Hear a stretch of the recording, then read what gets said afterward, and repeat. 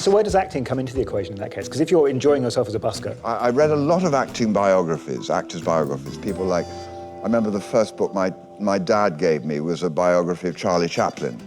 I was sort of, without realizing it, falling in love with that way of life, and I never thought I'd do it. The cliche is always that actors fall in love with the stage first and then it remains their true love. I mean, is that true with you? Because you've had this career which has straddled lots of different I never fallen in love with the stage. I mean, I've had some very happy times, and I remember thinking, you know, I drifted into this business, not very seriously, and it really suits me. And I think I've got something a little individual to give. I think we get on well. It's interesting because fame seems to have been something you kind of stumbled into, and that wasn't really ever the intention. No. Well, I wanted to get enough fame that people would come and sit on their bottoms in the West End to see me do a play, but I never thought that I'd become a film actor.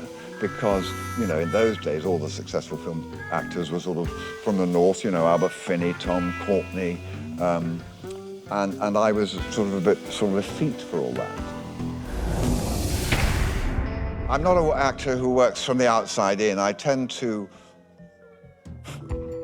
try to find what the guy's feeling, and then hopefully have the body and the face that shows that. I'm not a very good liar, for instance.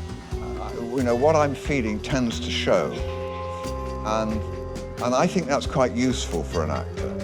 The next film I want to talk about is Reversal of Fortune, and there you're playing Klaus van Bülow, who's at that point a very notorious figure. I mean, you know, he'd been found guilty of his wife's murder. This is the real life of Klaus van Bülow. And then attempted murder. She was in a coma. That's right. And then was acquitted after that. And this is the role that wins you the Best Actor Oscar as well. I wondered quite how unexpected and how life-changing, career-changing that was. My choices didn't change at all. My fee didn't go up. It's a very comfy place to be. You've got a seat on the sofa. You're no longer squatting on the edge of the bench. Thank you. It's been a pleasure. Jeremy Irons.